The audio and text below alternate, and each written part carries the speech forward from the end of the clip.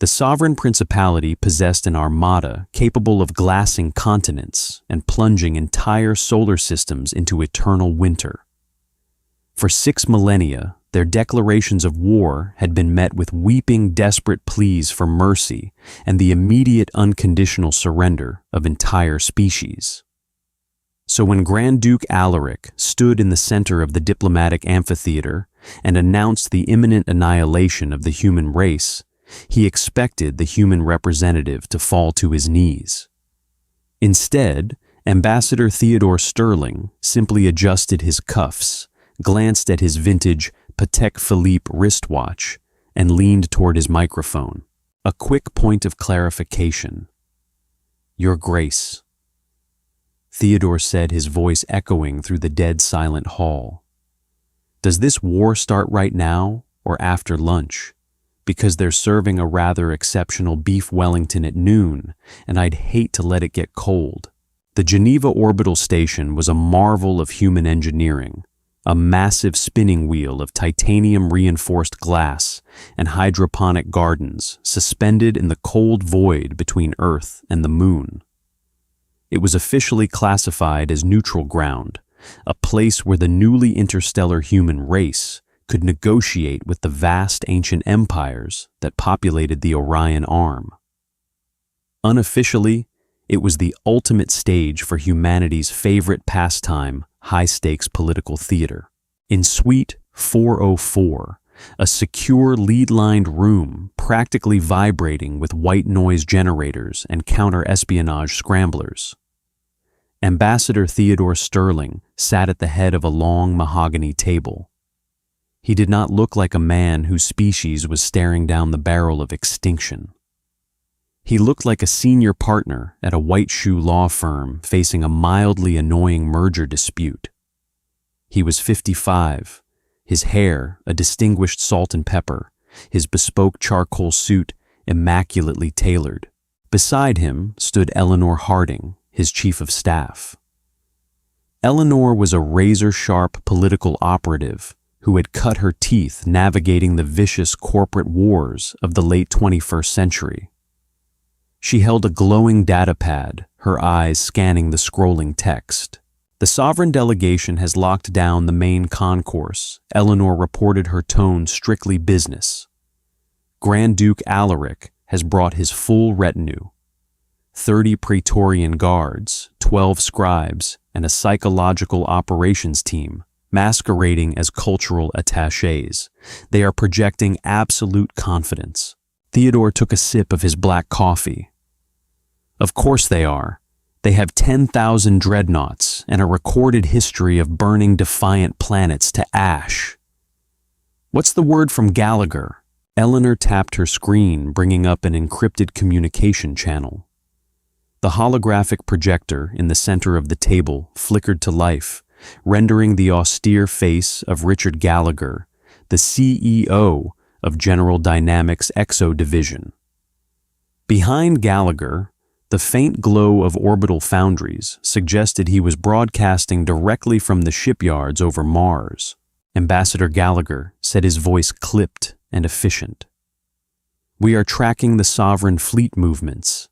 As predicted, they've massed their primary battle groups near the Alpha Centauri jump gate.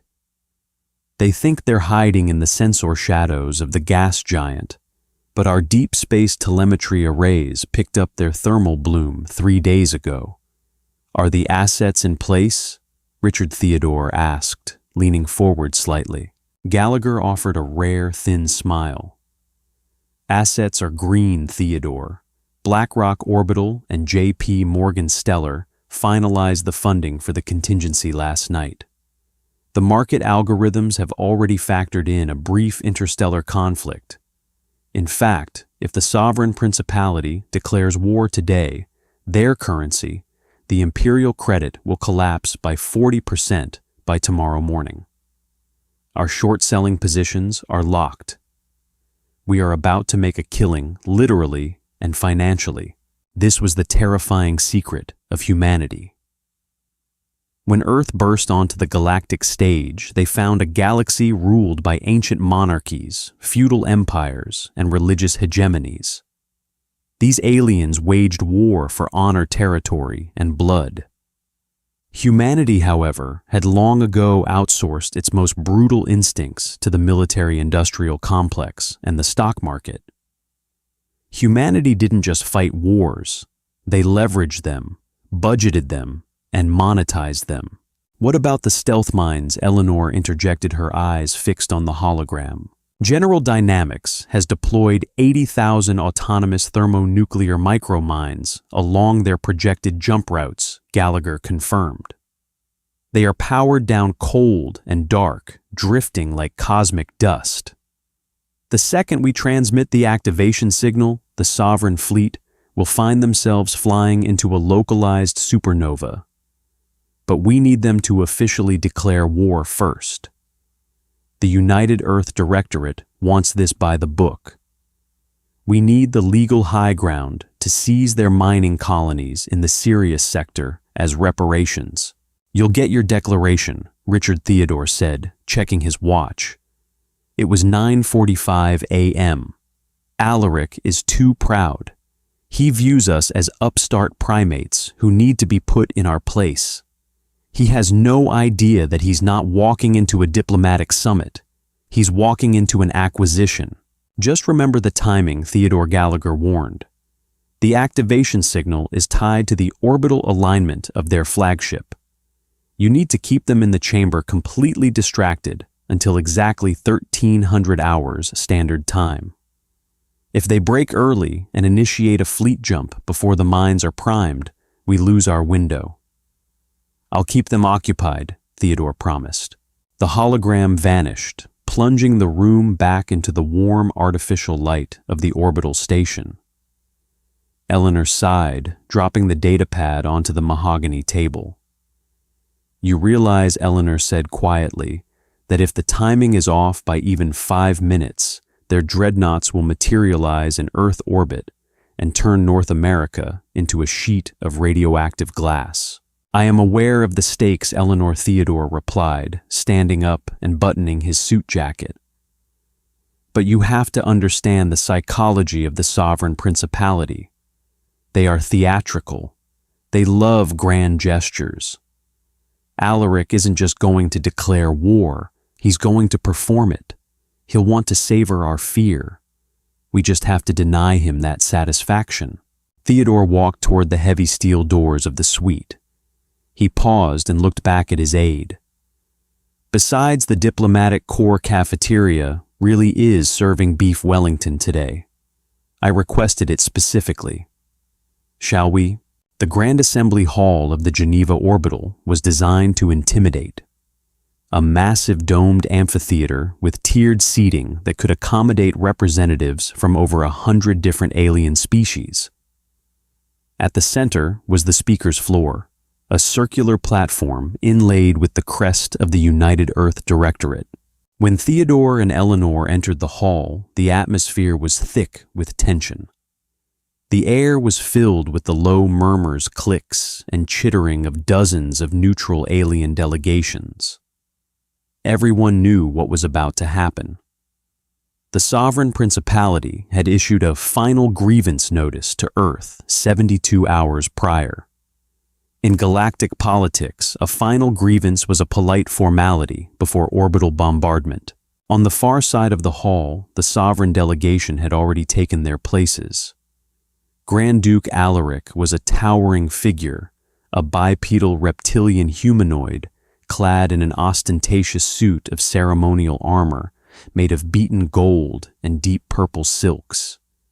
His scaled face was set in a permanent sneer, his slit pupil eyes radiating an ancient inherited arrogance.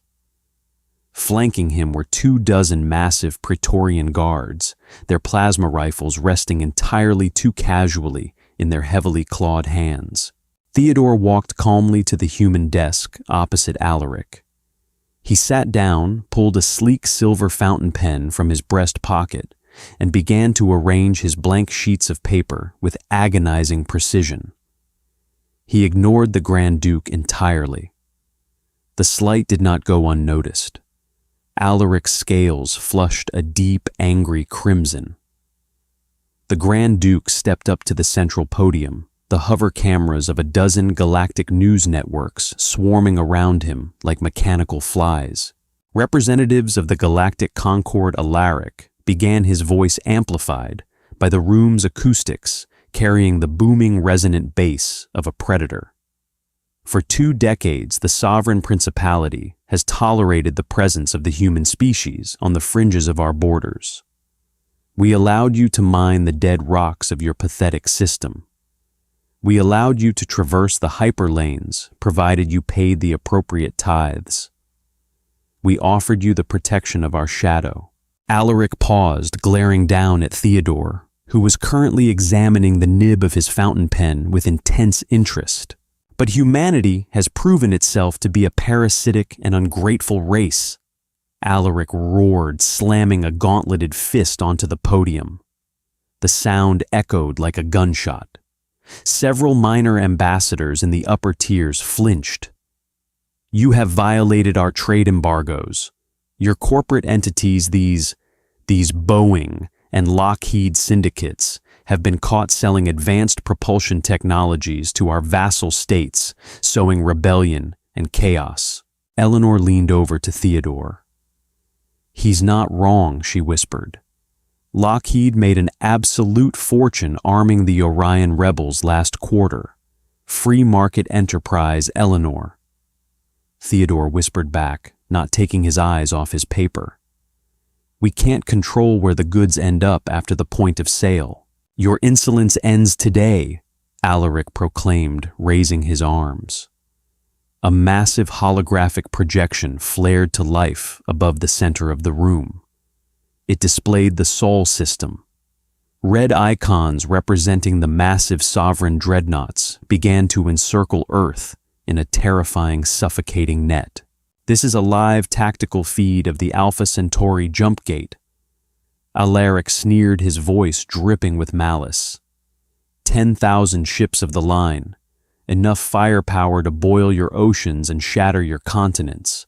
Our targeting computers have already locked onto your major population centers. Washington, London, Beijing, Geneva. In mere moments, the command will be given, and your world will be scoured of life. The entire assembly hall held its breath. The silence was absolute, a heavy, suffocating blanket of impending doom.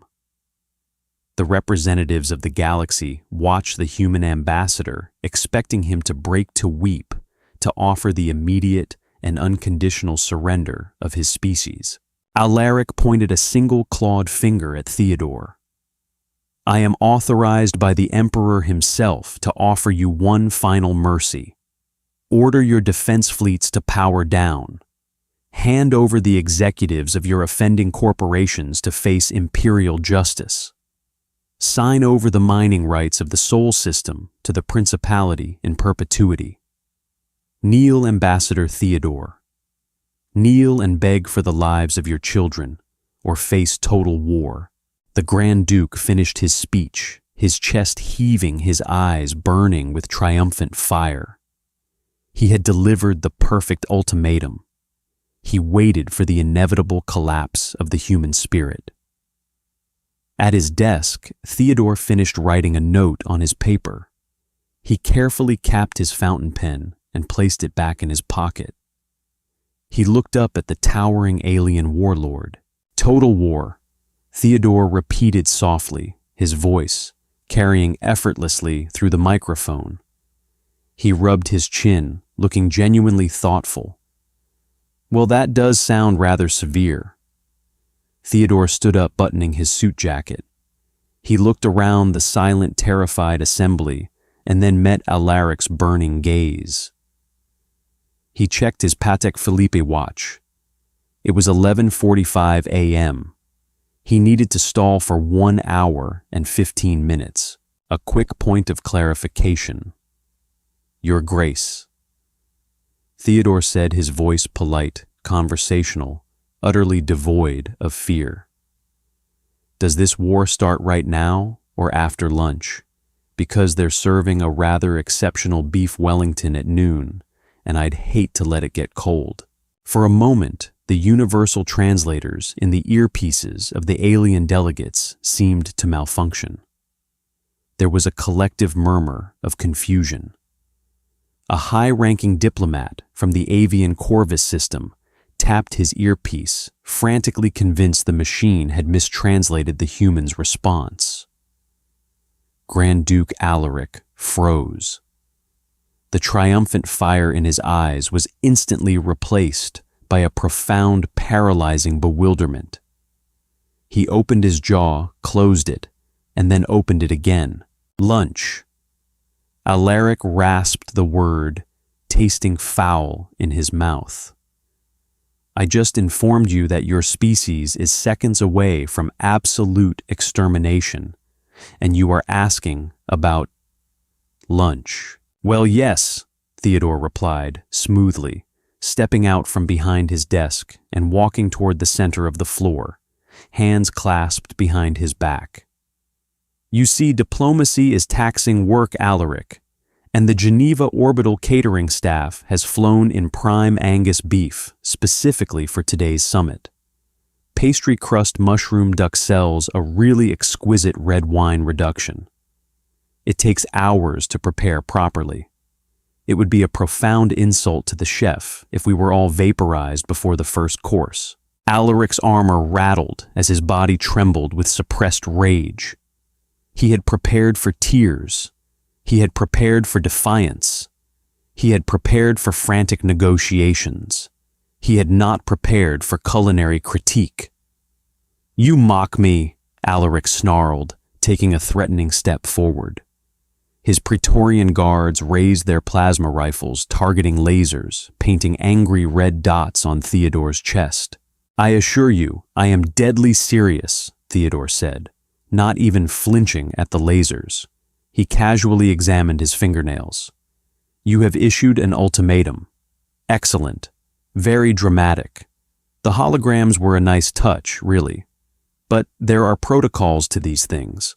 United Earth Directorate bureaucratic guidelines mandate a 72-hour review period for any formal declaration of interstellar war. I do not care about your pathetic bureaucracy. Alaric roared his voice, shaking the glass observation windows. My fleet is fueled. The slipspace drives are spinning up. With a single word, I can end your civilization. But you haven't said the word yet, have you? Theodore countered his voice, suddenly dropping its conversational tone, hardening into something cold and sharp. He stepped right up to the edge of the podium, craning his neck to look the towering alien in the eye. You're waiting, Theodore said softly. You're waiting because the Emperor wants to see me break on live galactic feed. You're waiting because your economy is heavily dependent on the resources you intend to extort from us today. If you just glass Earth, you get nothing but radioactive ash, and your imperial treasury cannot afford another expensive, protracted pacification campaign. Alaric's eyes widened a fraction of an inch. Theodore had hit a nerve, so Theodore continued stepping back and gesturing expansively to the room. We are at a stalemate. You want me to surrender so you don't have to spend the fuel and munitions. I am telling you that I will not surrender before I have had my lunch. Therefore, I propose a short recess.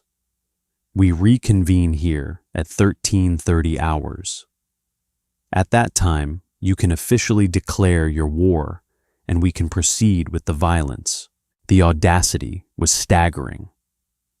Up in the viewing gallery, the galactic news reporters were whispering frantically into their microphones, broadcasting the bizarre standoff to trillions of viewers across the Orion Arm.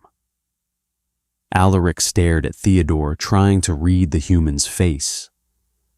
Was this madness? Was it a desperate bluff? Or was there something else entirely going on? You think this is a game? Alaric hissed, leaning down. You think you can buy time for your pathetic defense fleets to assemble? My dreadnoughts will crush them in seconds. I'm not buying time for a fleet, Alaric. Theodore smiled, a chilling corporate smile that didn't reach his eyes. I just really like beef Wellington. Alaric sneered, standing back up to his full height. He looked at the human with absolute contempt. Very well. If the condemned wishes for a final meal, the principality is generous enough to grant it. 1 hour, Ambassador. Enjoy your meat and pastry, because at 1300 hours standard time, the Sol system will burn. Excellent, Theodore nodded briskly. I'll see you at 1330. I said 1300 hours, Alaric snapped. I eat slowly, Theodore replied, without missing a beat, turning his back on the most dangerous warlord in the sector and walking back to his desk. Eleanor was waiting for him, her face a mask of professional calm, though her hands gripped her datapad so tightly her knuckles were white. Theodore leaned in close. Time, he whispered. 11:55, Eleanor whispered back. You just bought us exactly 65 minutes. Gallagher's team is running the final diagnostic on the stealth mines. Let's go to the dining room, Theodore said aloud, making a show of straightening his tie. I'm famished. The human delegation filed out of the assembly hall, leaving the rest of the galaxy in stunned silence. As soon as the heavy steel doors of the diplomatic wing closed behind them, Theodore's casual demeanor vanished.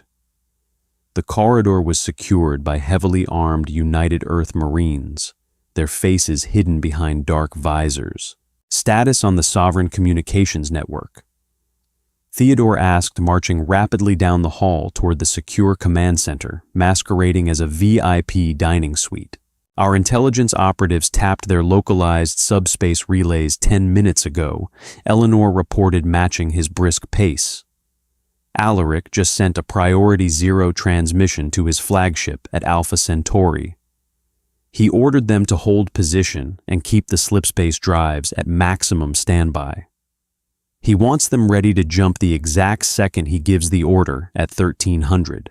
Perfect. Theodore breathed a predator's gleam in his eye. They are sitting exactly where we want them.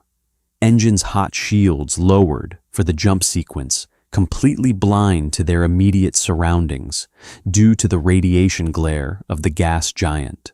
They entered the secure suite. Instead of a dining table, the room was dominated by a massive tactical holo table displaying the Alpha Centauri system. Standing around the table were several high-ranking generals of the United Earth Space Command, including General Harrison, a scarred veteran of the early asteroid skirmishes. Ambassador General Harrison grunted, saluting lazily. That was quite a show out there. After lunch, seriously, it was the only excuse I could think of that was insulting enough to distract him from running a proper sensor sweep of his staging area, Theodore said, taking his place at the head of the table. Is the trap set, General?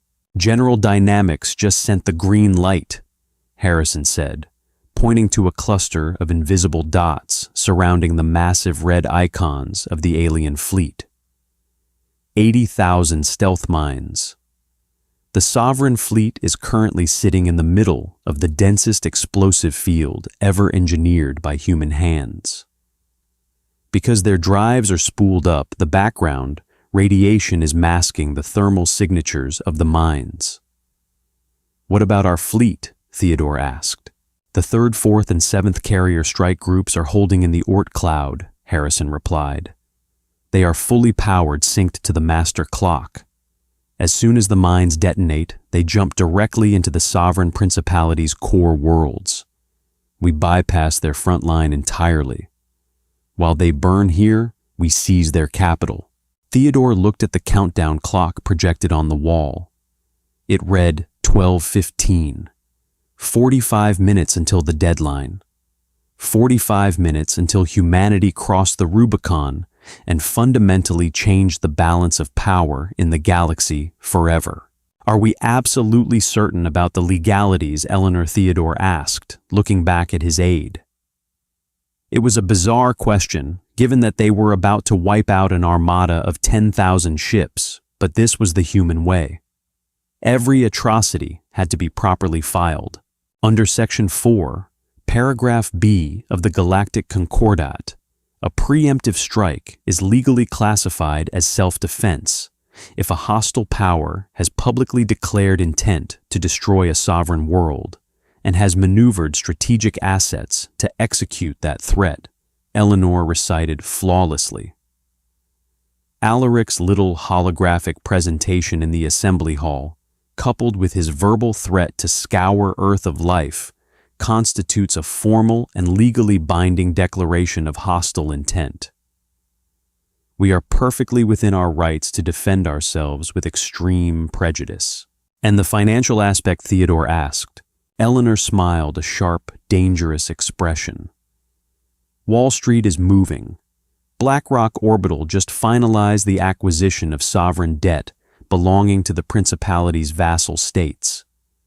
Once the core fleet is destroyed, those vassal states will rebel. They will need weapon supplies and infrastructure. We will sell it to them at a premium financed by loans from J.P. Morgan Stellar.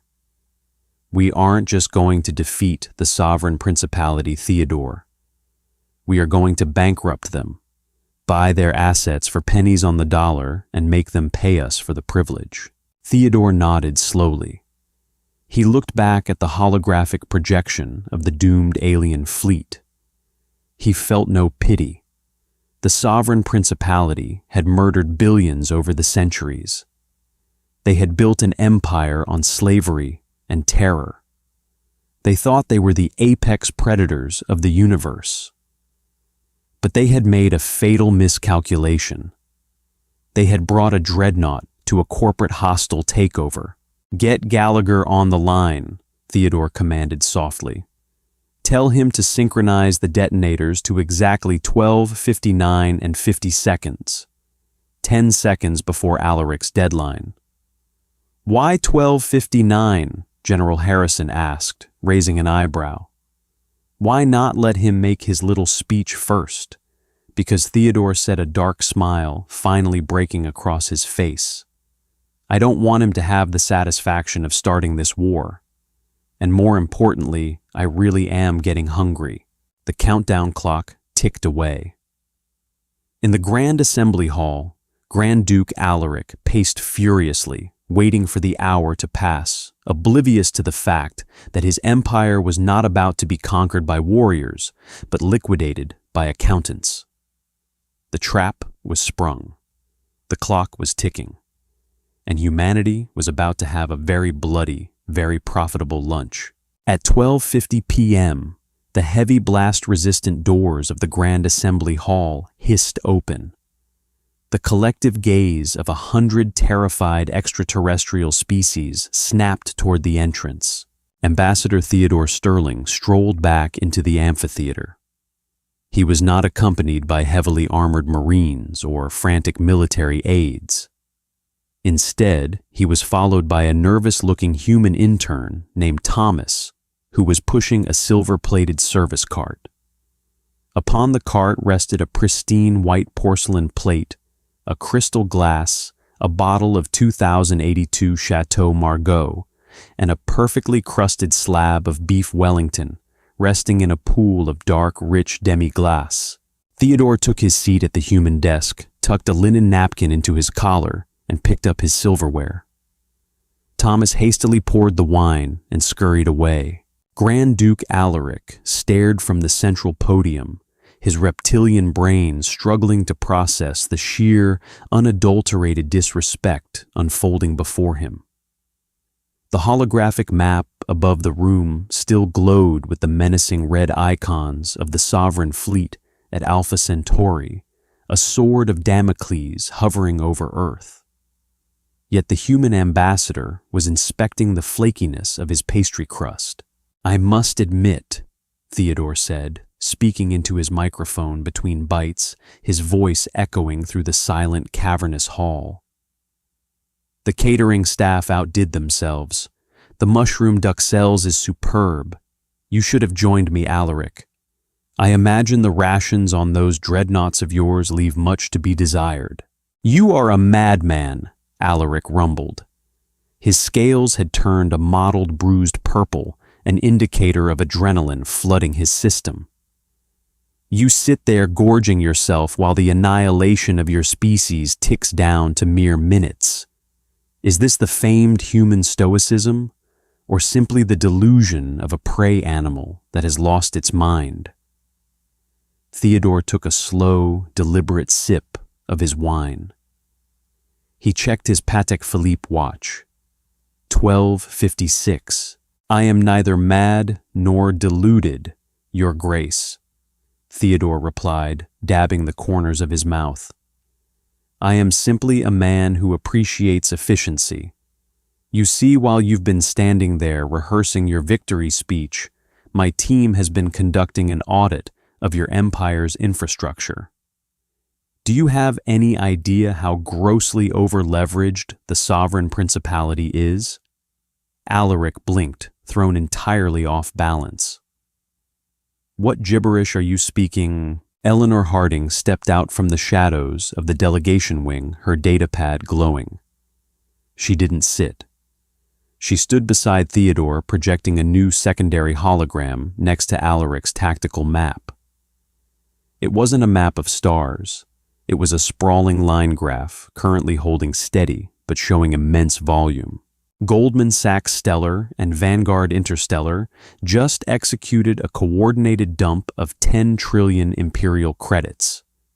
Eleanor announced to the room, her voice devoid of emotion. Simultaneously, State Street Global Advisors have placed unprecedented short positions on your heavy munitions manufacturing sector. We've also bought up the sovereign debt of your 3 largest agricultural vassal worlds. The alien delegates in the tiered seating began to murmur. They didn't understand the intricacies of human high-frequency trading, but the words debt and dump translated perfectly across all dialects. You speak of credits and debt, while my cannons are aimed at your home world. Alaric roared, slamming his fist against the podium so hard the metal buckled. You pathetic apes, at 1300 hours your banks will be vapor, your stock markets will be ash, and your credits will mean absolutely nothing. That's the beauty of decentralized orbital servers, Alaric. Theodore smiled. Our financial institutions don't reside on Earth anymore.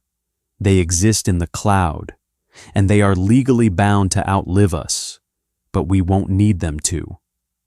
The clock hit 12:58. Tell me, Grand Duke. Theodore asked, his tone suddenly dropping its theatrical lightness. He leaned forward, resting his elbows on the mahogany desk.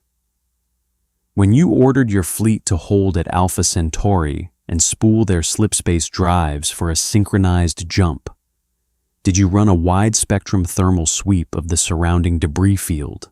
Alaric's eyes narrowed. The radiation glare of the gas giant makes standard sweeping impossible. It matters not. We are in deep space. There is nothing there but rocks and dust. And 80,000 autonomous thermonuclear micromines manufactured by Raytheon Exo Defense. Theodore corrected him gently. The silence in the room became absolute. It was a physical weight pressing down on everyone present. Alaric froze. What? The Grand Duke whispered the universal translator, struggling to convey the sudden, terrifying drop in his vocal register. Theodore checked his watch. 12:59 and 40 seconds. I told you, Theodore said, picking up his wine glass. I don't like my lunch getting cold, and I abhor being rushed. 12:59 and 45 seconds.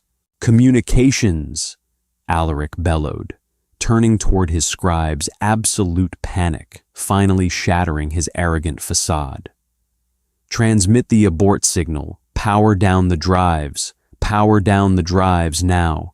12:59 and 50 seconds. Theodore raised his glass toward the Grand Duke. Checkmate, Theodore whispered. 4 light years away, in the shadow of a massive roiling gas giant, the sovereign principality's armada floated in perfect, terrifying formation.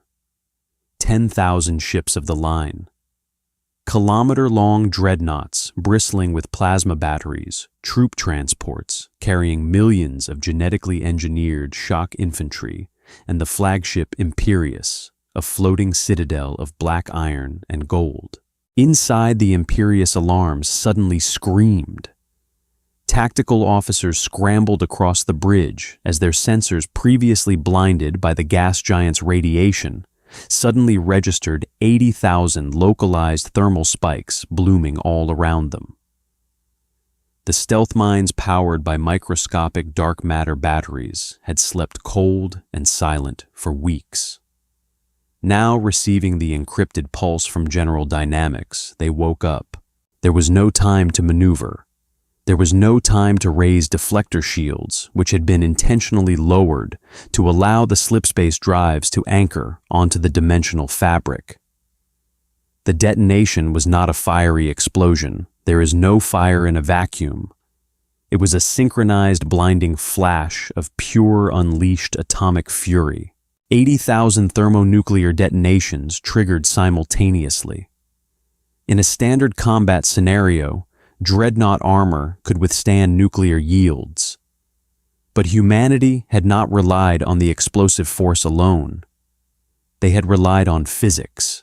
The mines were positioned precisely at the weak points of the fleet's slipspace field generators. When the nukes hit the concussive energy and EMP shockwaves ripped through the unshielded drives. A slipspace drive operates by containing a miniature artificial singularity. When those containments shattered, the physics of the universe asserted themselves violently. 10,000 artificial singularities collapsed at once. The resulting implosion ripped a hole in the fabric of space-time. The massive sovereign dreadnoughts were not destroyed. They were unraveled.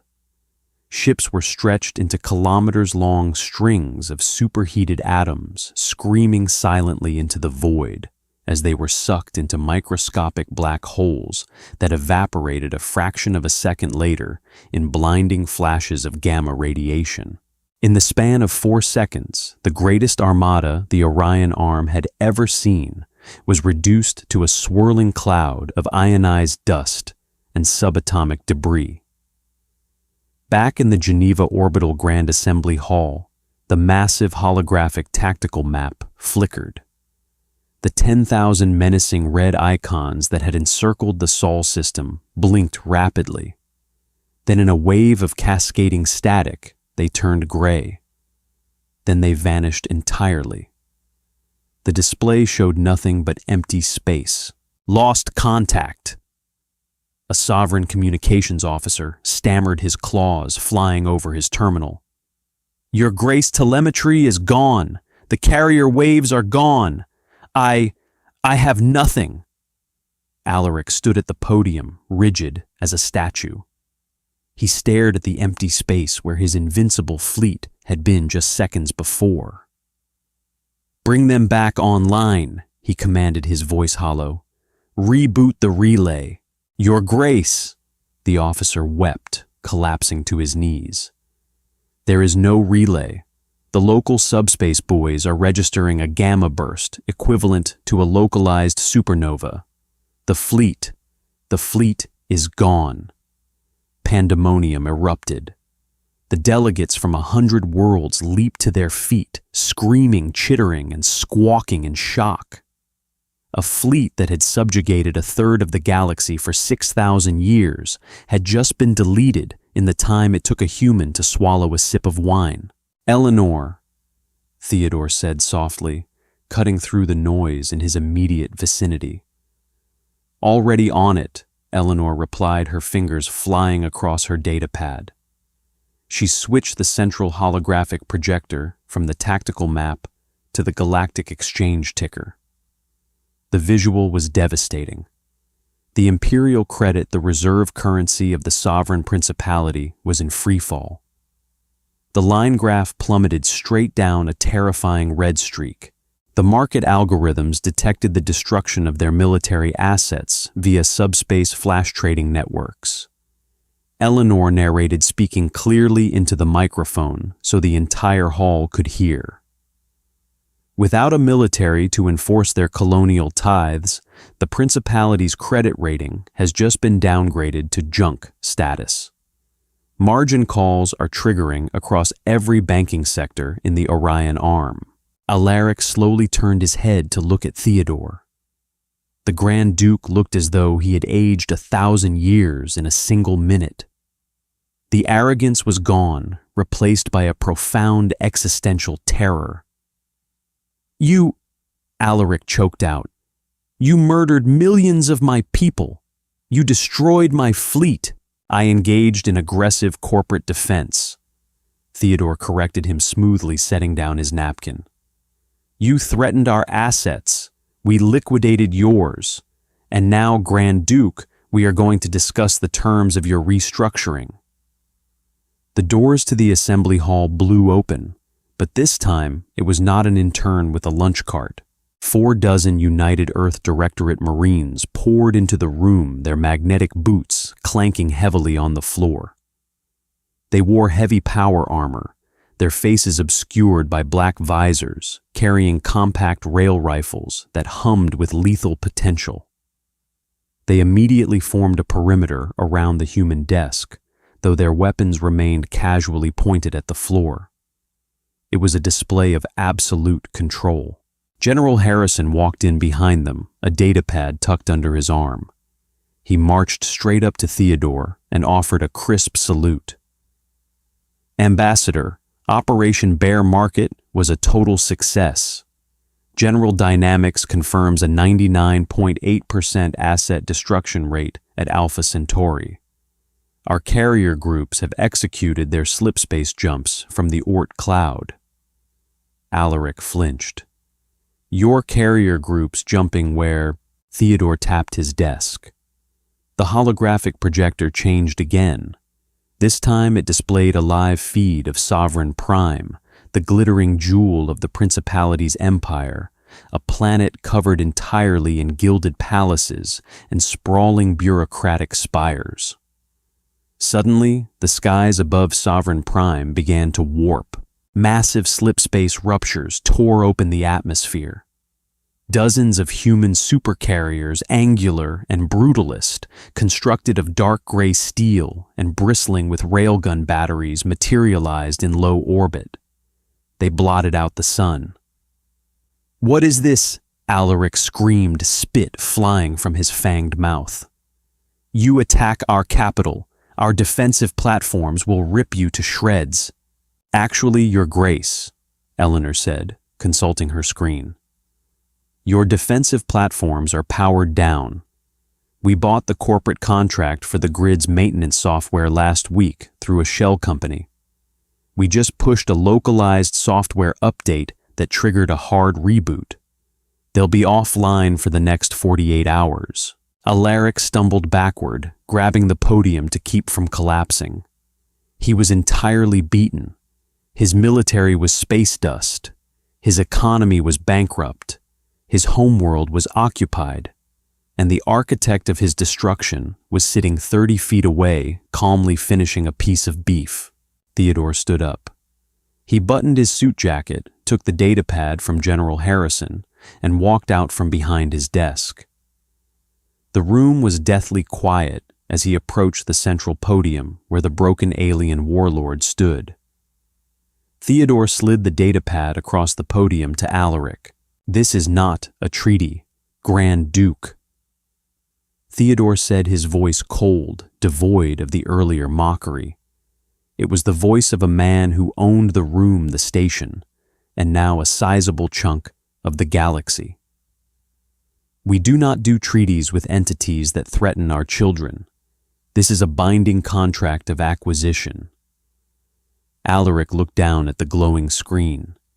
He couldn't read English, but his cybernetic translator fed the brutal legalese directly into his brain. Article 1. Theodore recited from memory. The sovereign principality officially dissolves its military command structure. All remaining defensive assets are hereby integrated into the United Earth Space Command. Alaric shook his head in disbelief. You demand our submission. I demand your collateral, Theodore corrected. Article 2. As reparations for the emotional distress and logistical inconvenience caused by your little blockade, the sovereign principality agrees to cede all mining rights, hyperlane toll authorities, and orbital foundries to a joint conglomerate managed by United Earth Directorate. This is slavery, Alaric hissed. We are a proud people. The Emperor will never agree to this. He will order our populations to fight you in the streets. The Emperor won't do anything of the sort, Theodore replied, his eyes narrowing. Because as of 2 minutes ago, the Emperor's personal royal treasury, which was heavily invested in the munitions sector, has been wiped out. He is completely destitute. However, if he signs this document, the United Earth Directorate is prepared to offer him a very generous severance package. A comfortable retirement on a Class M resort moon, complete with a modest stipend. Provided, of course, he signs a non-compete clause. Theodore leaned in closer to the Grand Duke. Your empire is dead, Alaric. Not because we shot it, but because we bought it. We leveraged your arrogance, shorted your currency, and foreclosed on your military. You can either sign the document and accept the buyout, or we will initiate aggressive liquidation. And I promise you General Harrison's Marines are far less polite than my accountants. The assembly hall remained in stunned silence. The representatives of 100 worlds watched as the galaxy's most terrifying conqueror was reduced to a bankrupt middle manager facing termination. Alaric looked at the human ambassador. He saw no honor. He saw no martial glory. He saw only the cold, unyielding machinery of human commerce and strategy, a force far more destructive than any plasma battery.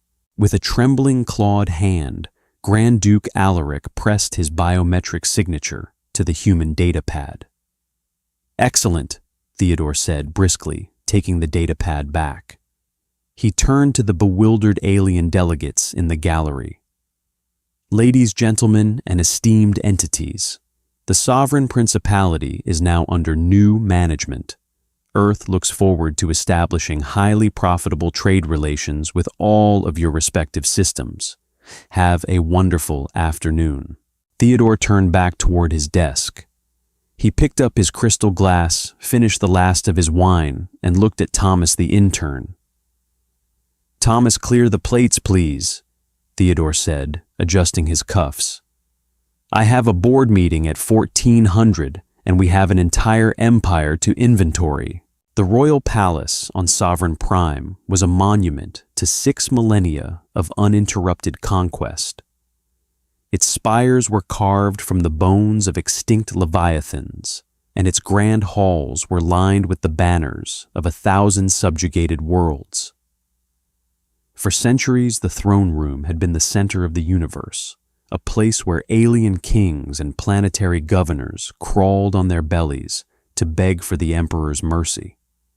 On the Tuesday following the Alpha Centauri liquidation, the throne room was occupied by 45 accountants from Deloitte Interstellar and KPMG Galactic. Emperor Malachor, a terrifying reptilian behemoth whose scales were encrusted with ceremonial diamonds, sat rigidly upon the obsidian throne. His royal guard had been disarmed, replaced by heavily augmented private security contractors from Academia Interstellar, who stood in silent overwatch with rail carbines resting against their armored chests. The Emperor's court, usually filled with sycophants and warlords, was now crowded with human junior analysts setting up holographic spreadsheets over the ancient marble floors. Graham Pierce, a senior partner and forensic auditor for Deloitte, walked up the steps of the dais. He did not bow. He did not avert his eyes. He carried a tablet computer and wore a perfectly tailored navy blue suit that looked entirely out of place against the Gothic barbarism of the palace. "Emperor Malachor," Graham said, swiping a finger across his screen. "I am going to need the decryption keys for the Royal Treasury's offshore dark matter accounts.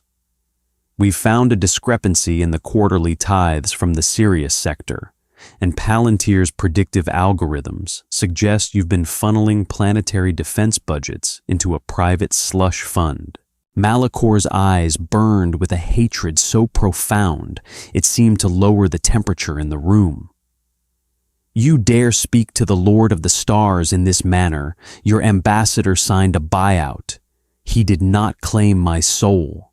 "Actually, sir, under Section 12, Clause 4 of the Acquisition Treaty, all sovereign and personal assets of the royal family are subject to a comprehensive audit to ensure adequate collateralization of your newly assumed debt."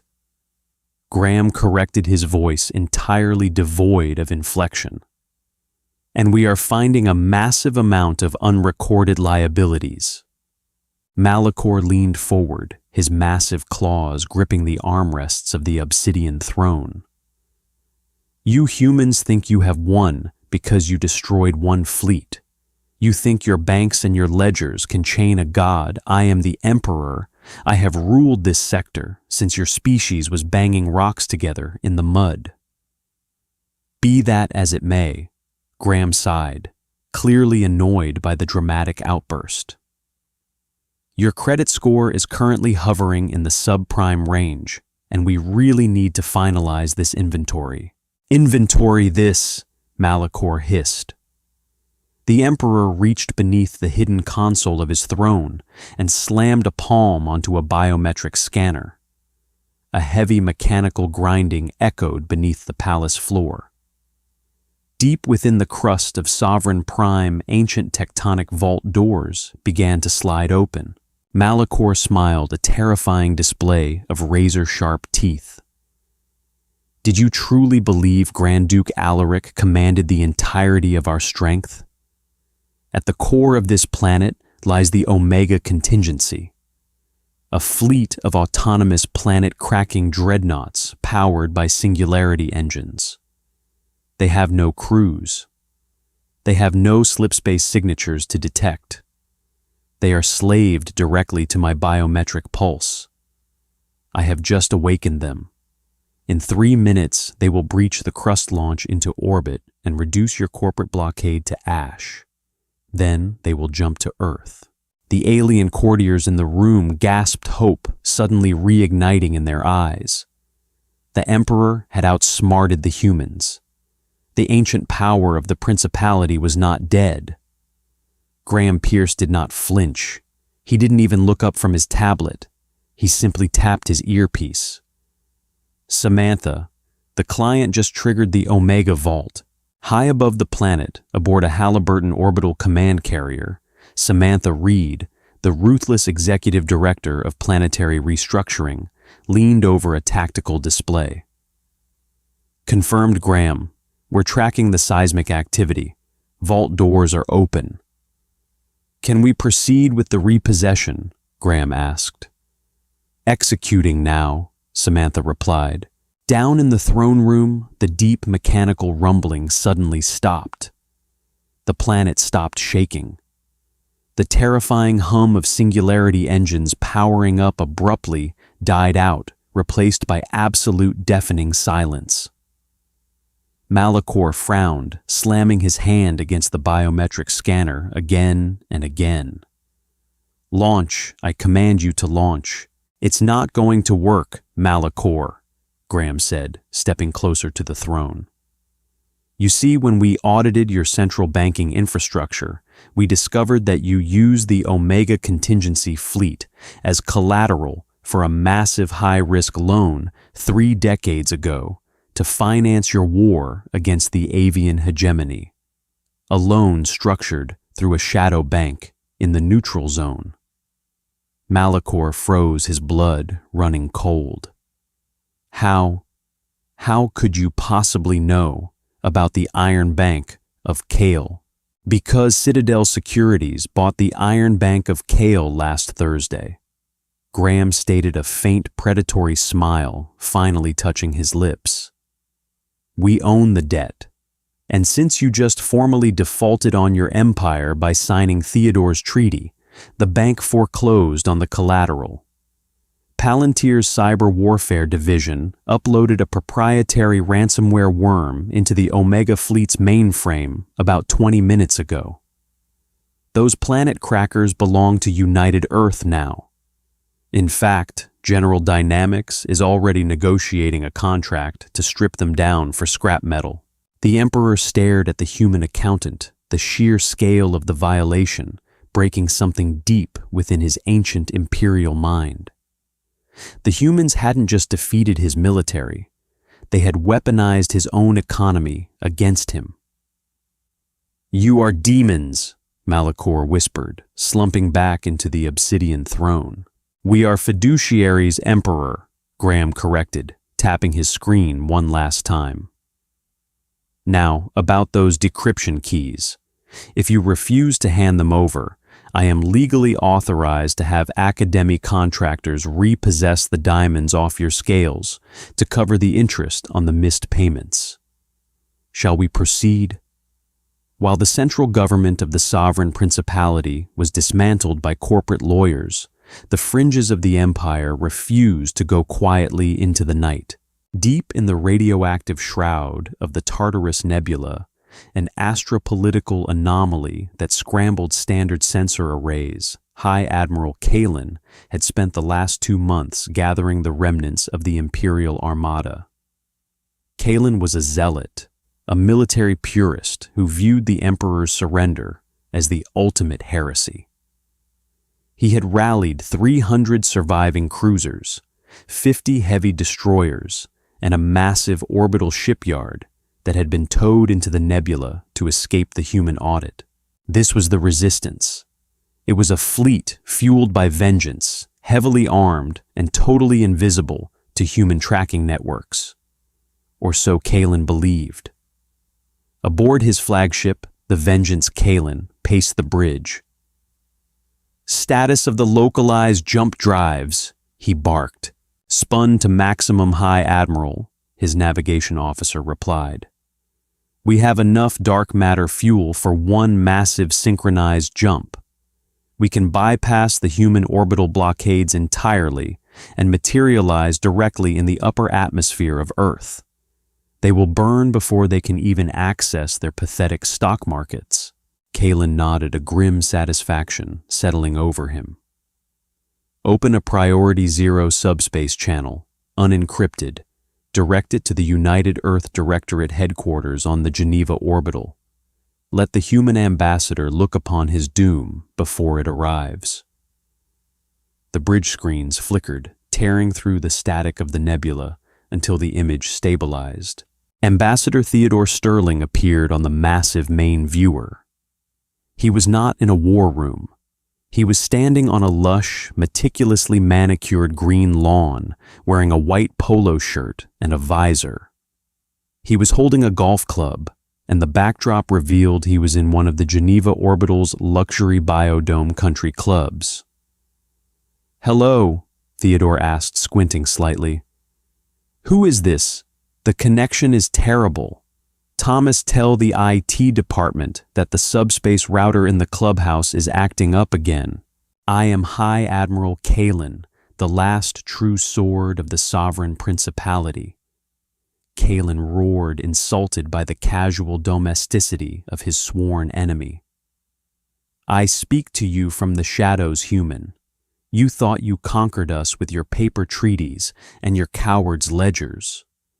But the true fire of the Empire still burns. Theodore rested his golf club on his shoulder, his expression instantly sobering. Ah, Kalen. Yes, Palantir flagged you as a high-risk flight asset. I was wondering when you were going to call. How is the weather in the Tartarus Nebula. Kalen recoiled as if struck. How do you know my location? This nebula shields all thermal and tachyon emissions. It shields emissions, yes. Theodore nodded casually, tossing a golf ball in his hand. But it doesn't shield invoice receipts. Kalen stared at the screen, utterly baffled. What? Admiral running a rogue fleet of 350 warships requires a colossal amount of logistical support, Theodore explained, adopting the tone of a disappointed professor. You need dark matter fuel hypercoolant and raw plasma cells. Where do you think your quartermasters have been buying those supplies over the last 2 months? From the black market smugglers of the Outer Rim? Kalen snapped. Untraceable syndicates that despise your corporate tyranny. Theodore chuckled softly. Oh, Kalen, the black market hasn't been independent since we arrived. We acquired the primary smuggling syndicates through a hostile proxy takeover 3 weeks ago. It was a brilliant move by the team at Berkshire Hathaway Interstellar. You haven't been buying from rogue smugglers. You've been buying directly from ExxonMobil Exo Logistics. Panic began to creep up Kalen's spine. He looked at his navigation officer, whose hands were suddenly flying across the control panels in a desperate frenzy. Hi, Admiral, the officer shouted, his voice cracking with terror. The fuel reserves, the dark matter manifolds are locking down. The hypercoolant valves are sealing shut. On the screen, Theodore leaned closer to the camera. Did you really think we would sell you weapons-grade fuel without installing a backdoor DRM code? You violated the terms of service agreement, Kalen. Using ExxonMobil fuel for unauthorized acts of interstellar terrorism is strictly prohibited under our end-user license agreement. Override the system, Kalen screamed at his crew, drawing his plasma pistol. Manually bypass the valves. We can't, the officer wept. The ship's entire operating system just updated. It's demanding a biometric authentication from a registered United Earth corporate officer. It's called a dead switch, Kalen, Theodore said coldly. And unfortunately, since your fleet is currently stranded in a highly radioactive nebula without functional coolant systems, your plasma cores are going to reach critical mass in exactly 4 minutes. Kalen dropped his pistol, the reality of his situation crushing the last remnants of his imperial pride. They hadn't fought a battle. They hadn't even fired a shot. They had simply been out-contracted. However, Theodore continued checking his Patek Philippe watch. As a gesture of goodwill, the United Earth Directorate is willing to offer you an emergency bailout. We will transmit the DRM unlock codes and vent your cores if you agree to unconditionally surrender the entire fleet to the salvage subsidiary of General Dynamics. You will be stripped of your rank. Your men will become indentured contractors for our asteroid mining operations, and your ships will be melted down to build our new freighters. You ask me to sell my honor? Kalen whispered, staring at the polished white shoes of the human ambassador on the screen. I'm not asking you to sell it, Theodore corrected. I'm telling you that it has already been liquidated. You have 3 minutes, Admiral. Make a choice. Burn in the dark or clock in for your shift. The High Admiral looked out the viewport at his magnificent crippled armada. He looked at the terrified faces of his bridge crew. The Empire was truly dead. There were no warriors left in the galaxy, only employees. We surrender, Kalen choked out. Excellent, Theodore smiled warmly, returning to his cheerful country club demeanor. I'll have Thomas fax over the employment contracts. Welcome to the company, Kalen. The screen went black. Theodore handed his club to his intern. Good work, Thomas. Set up the next tee. I think I'm finally fixing my slice."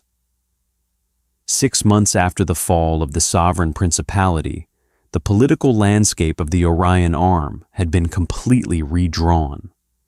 The brutal feudal warlords who had once terrorized the stars were gone, replaced by a sprawling, ruthlessly efficient bureaucracy. The United Earth Directorate had achieved what no alien empire ever could: total galactic peace. They achieved it not through the threat of violence, but through the terrifying reality of absolute economic dependency. In the newly renovated Grand Assembly Hall of the Geneva Orbital Station, Ambassador Theodore Sterling stood before a packed audience. The delegates from 100 alien species were present, but they no longer wore ceremonial armor or carried energy weapons. They wore subdued diplomatic robes, and many of them clutched glowing data pads filled with stock tickers and quarterly projections. Behind Theodore, the massive holographic display did not show fleet movements or tactical battle lines. It displayed a massive glowing pie chart breaking down the gross domestic product of the entire galactic quadrant. Distinguished delegates, shareholders, and newly acquired subsidiaries. Theodore began, his voice smooth and commanding. "I want to thank you all for attending the first annual general meeting of the United Earth Galactic Trade Coalition." A quiet, nervous murmur rippled through the amphitheater. The alien representatives watched Theodore with a mixture of awe and absolute terror. They knew the stories. They knew what happened to the sovereign principality. They knew about the hostile takeovers, the stealth mines, the foreclosed armadas. "We have had a remarkably profitable fiscal year." Theodore continued, clicking a remote in his hand. The hologram shifted to show towering graphs of exponential growth. "Through aggressive restructuring, we have stabilized the former sovereign territories. Our infrastructure partner, Halliburton Galactic, has rebuilt their ruined supply chains.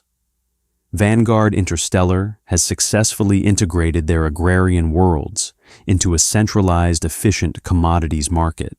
An avian ambassador from the Corvus system tentatively raised a feathered wing. Ambassador Sterling, if I may proceed, Ambassador Xylos." Theodore nodded gracefully. "The Corvus Assembly wishes to know the status of our border dispute with the Orion separatists." Xylos said, his voice trembling slightly. "For 20 years they have raided our hyperlanes. We formally requested United Earth military intervention 3 weeks ago." Theodore smiled, a gentle predatory curve of his lips. "Ah, yes, the Orion separatists. I am pleased to inform you that military intervention will not be necessary." Xylos blinked. "But they are massing a pirate fleet." "They were massing a pirate fleet," Theodore corrected. "However, yesterday morning, J.P. Morgan Stellar aggressively shorted the Orion separatists' primary currency on the Galactic Exchange, while simultaneously buying up all the orbital debt surrounding their pirate havens. By midnight, inflation within the separatist ranks hit 4,000%. Their warlords could no longer afford to pay their mercenaries. This morning the mercenaries mutinied, arrested the warlords, and handed them over to our corporate security teams in exchange for a debt forgiveness package." The entire assembly stared at Theodore. A decades-long border war, a conflict that had cost thousands of lives, had been resolved over a weekend without a single human ship firing a shot. "The Orion separatists no longer exist," Theodore announced smoothly. "Their territories have been rezoned as a free trade corridor managed by Amazon Exo Logistics." Theodore walked out from behind his podium, stepping to the very center of the assembly floor. He looked up at the tiered seating, locking eyes with the most powerful beings in the galaxy. "When humanity first stepped onto the galactic stage," Theodore said, his voice lowering, echoing with absolute authority. You viewed us as prey. You saw a young, fragile species ripe for conquest. You measured strength in plasma batteries, dreadnoughts, and the willingness to burn cities to ash. He paused, letting the silence hang heavy in the air. But you fundamentally misunderstood the nature of power, Theodore whispered, though the microphones carried it to every ear in the room. War is inefficient. War is expensive. War destroys the very infrastructure you seek to conquer. Humanity outgrew wars of annihilation centuries ago. We realize that true power isn't the ability to kill your enemy. True power is the ability to own them. Theodore gestured to the massive economic charts glowing above them. We do not want to destroy your worlds, Theodore promised, extending his hands. We want to invest in them. We want to optimize your supply chains. We want to monetize your hyperlanes. We want to integrate you into a system so perfectly balanced, so inherently profitable, that the very concept of armed rebellion becomes economically unviable. Theodore looked back at his Patek Philippe watch. In closing, Theodore said, adjusting his suit jacket, the United Earth Directorate is officially offering an initial public offering for the entire Orion Arm. Every species in this room is invited to buy shares in the new Galactic Syndicate.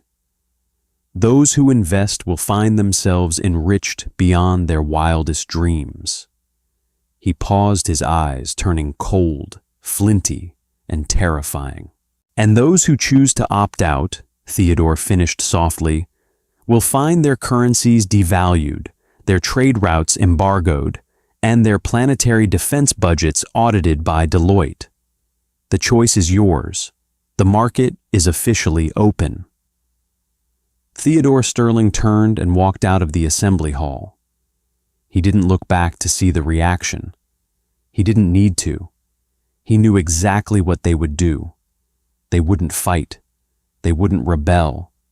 They would buy, because in the end, the galaxy didn't belong to the strongest or the bravest or the most technologically advanced. The galaxy belonged to the accountants, and humanity's books were balanced to the very last credit. And that is how humanity conquered the stars, not with fire and fury, but with audits, acquisitions, and the ruthless efficiency of the free market. The universe learned the hard way that while alien empires might know how to wage war, humans know how to balance a ledger.